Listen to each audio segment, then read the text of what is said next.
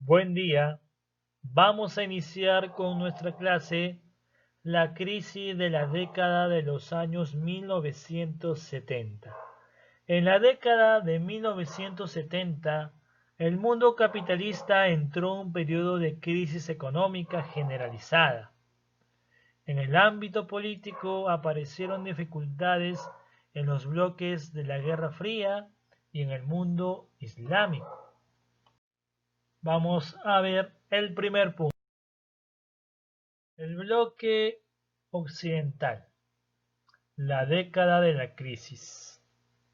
Bien, desde principios de la década de 1970 se manifestaron tendencias que avisoraban el fin de la era dorada del capitalismo. Recuerden, el capitalismo se va a erigir como sistema económico primordial luego de la Segunda Guerra Mundial, cuando Estados Unidos se convierte en potencia. ¿Y por qué potencia Estados Unidos?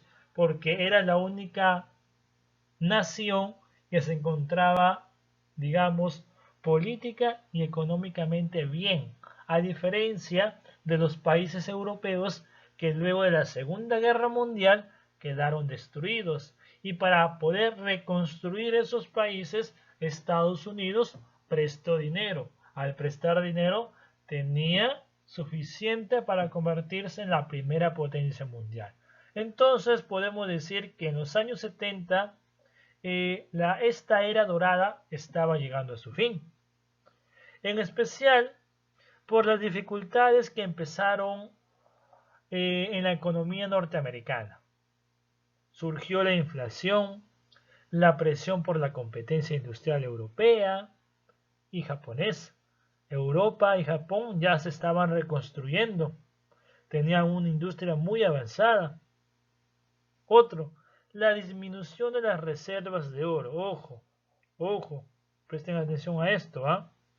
El problema llegó a ser tan grave que el presidente norteamericano Richard Nixon se vio obligado a decretar la no convertibilidad del dólar en oro. A ver, ¿qué quiere decir esto?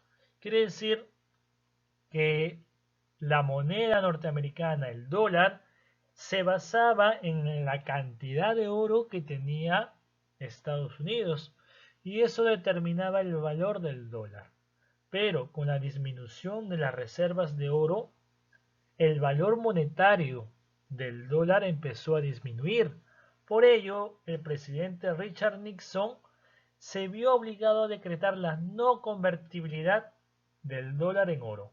Le ponía fin al sistema creado en Bretton Woods. ¿De acuerdo? Continuamos. Un factor que agravó esta situación fue la crisis del petróleo en el año 1973. ¿De acuerdo?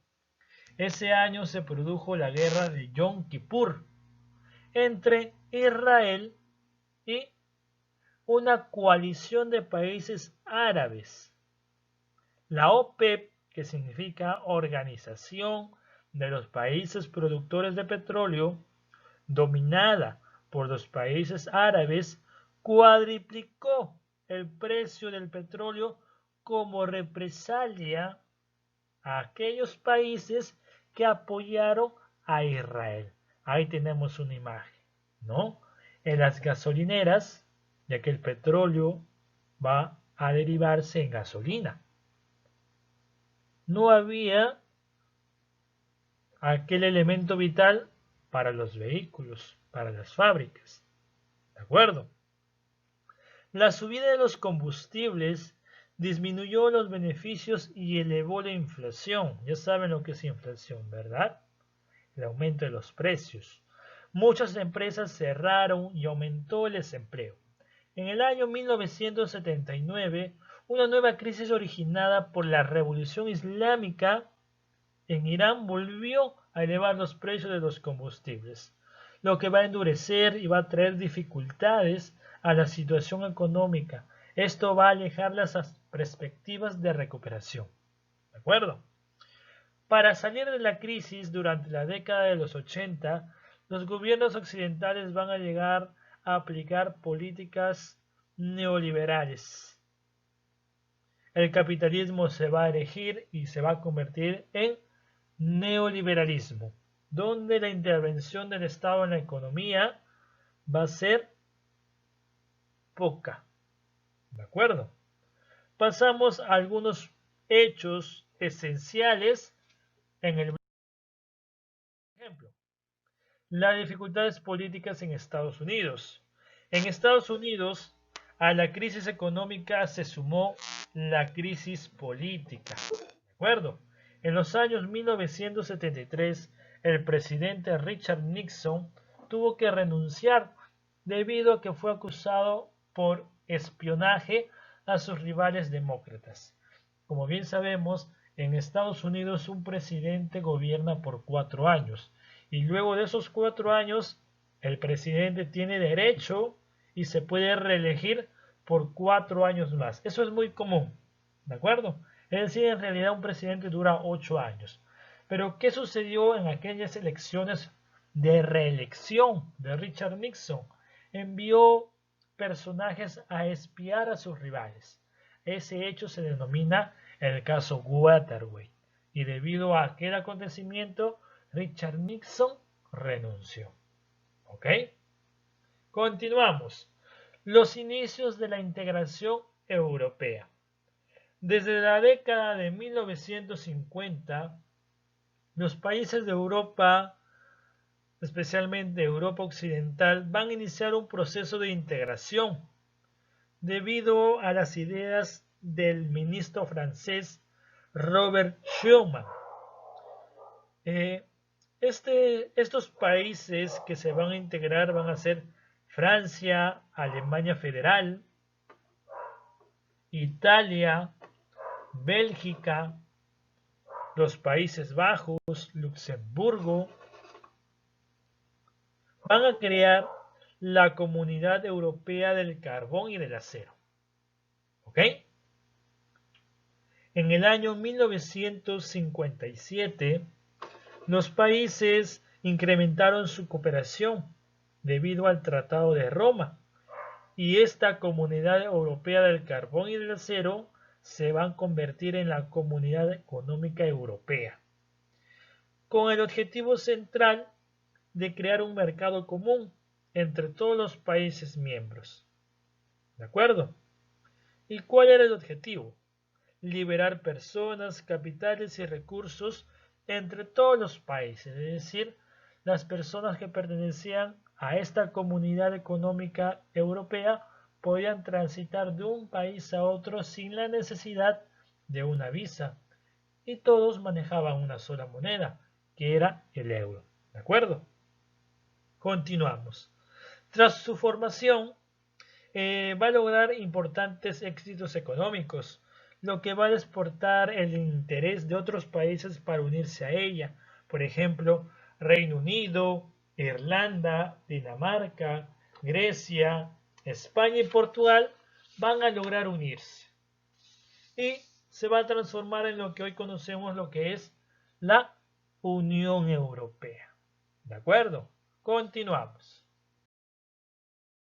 El bloque comunista. En el bloque comunista también van a existir ciertas dificultades económicas y políticas. ¿De acuerdo? Primero, tras la muerte de Stalin, los gobiernos comunistas europeos buscaban trasladar los recursos dirigidos a la industria pesada hacia una industria de consumo. ¿Para qué? Para poder resolver los problemas de desabastecimiento entre la población. Con este fin, se aumentó la producción de bienes de consumo y se tomaron ciertas medidas sociales, como reducir la jornada laboral, aumentar los salarios, impulsar la construcción de viviendas, generalizar la sanidad y facilitar una educación de calidad. Es decir, la Unión Soviética trató de impartir y convertirse en un estado de bienestar para darle ciertos beneficios, cierta calidad de vida a su población. Pero la economía comunista fue incapaz de igualar los estilos de vida de los países occidentales, de los países capitalistas. Además, no tenía muy desarrollado la industria electrónica, la industria de los plásticos, la industria informática. Por ejemplo, si hoy en día, si nos vamos a la zona de Europa y vamos especialmente a un país occidental, como es el caso de Francia, y luego vamos a un país oriental que pertenecía a la Unión Soviética, como es el caso de Eslovaquia, vamos a ver grandes diferencias en la infraestructura, en la industria, en las fábricas. Va a haber una brecha muy enorme. Por eso, aquel bloque, aquella división entre el bloque occidental y el bloque comunista se denomina la cortina de hierro. ¿De acuerdo? Continuamos. En la Unión Soviética, Leonid Brezhnev gobernó desde 1964 a 1982. Ahí tenemos su imagen de León. Bajo su gestión, el país experimentó un estancamiento económico. ¿De acuerdo? Continuamos. La descolonización de África y Asia va a significar la instauración de nuevos gobiernos jóvenes, ¿de acuerdo?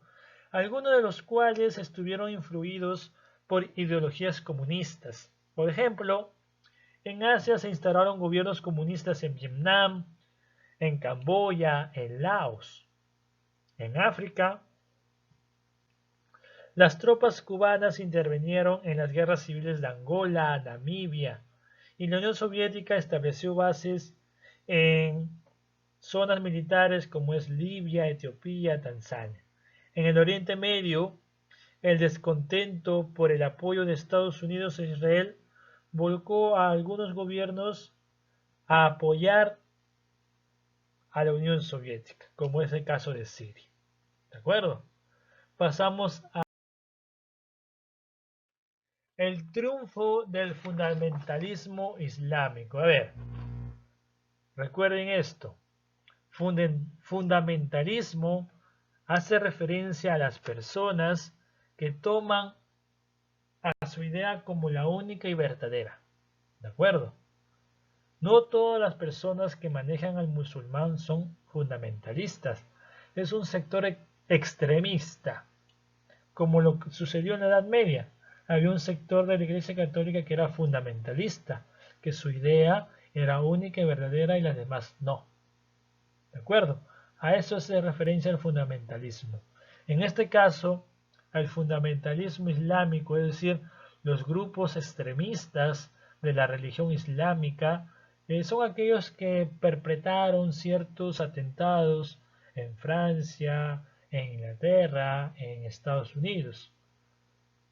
Vamos a hacer una breve retrospección para poder entender ello. A ver, el acontecimiento más relevante en la década de los años 1970 fue posiblemente la llegada al poder de los fundamentalistas musulmanes, que instauraron regímenes basados en la ley islámica, es decir, basados en lo que dice su libro, el Corán. ¿De acuerdo? Ahí tenemos los grupos que llegaron al poder. A ver, hay dos fundamentalistas islámicos muy importantes. Por ejemplo, hay Shah Reza Pahlavi. Gran cantidad de la población se oponía a la monarquía de este personaje, de Shah Reza Pahlavi, por diversos motivos. Por ejemplo, la corrupción, el rechazo de intentar occidentalizar la zona de Asia, especialmente el país Irán, mientras que otros están reprimidos por la oposición. De tal manera que en el año 1979 va a surgir otro personaje, el Ayatollah Khomeini. Este personaje va a canalizar el descontento de la población y va a dar un golpe de estado y va a derrocar a Shah Reza Pahlavi. Khomeini estableció un régimen teocrático, un régimen que, según lo que dice él, su poder viene de su Dios, Alá. A eso hace referencia teocrático, basado en la interpretación estricta del Corán. Es decir, todo lo que se dice en el libro se debe cumplir a cabalidad. ¿De acuerdo? Y en la concentración del poder político en manos de los religiosos. Todas las autoridades de los países musulmanes son religiosos. En Irán son religiosos. ¿De acuerdo? Continuamos. Este nuevo régimen se va a enfrentar desde el principio a los Estados Unidos. La victoria del fundamentalismo no se limitó a Irán. En el año 1979, la Unión Soviética intervino en Afganistán para evitar las guerrillas fundamentalistas, apoyadas por Estados Unidos y otros países. Entonces se van a derrocar el gobierno que era prosoviético. Más adelante, la Unión Soviética, incapaz de vencer las guerrillas, van a abandonar el país de Afganistán. Por ende, se va a implantar un régimen fundamentalista islámico en esas zonas. Aquí van a surgir una gran cantidad de personajes, muchas veces catalogados como terroristas, pero quizás no saben que estos personajes fueron adoctrinados, entrenados por los Estados Unidos. Por ejemplo, tenemos a Osama Bin Laden, es uno de ellos, ¿ok? Personaje muy importante. Este personaje que fue líder de Al Qaeda, ¿no? Que va a perpetrar el atentado del 11-9, perdón, del septiembre, del 11 de septiembre, ¿de acuerdo? Y con ello finalizamos la clase del día de hoy.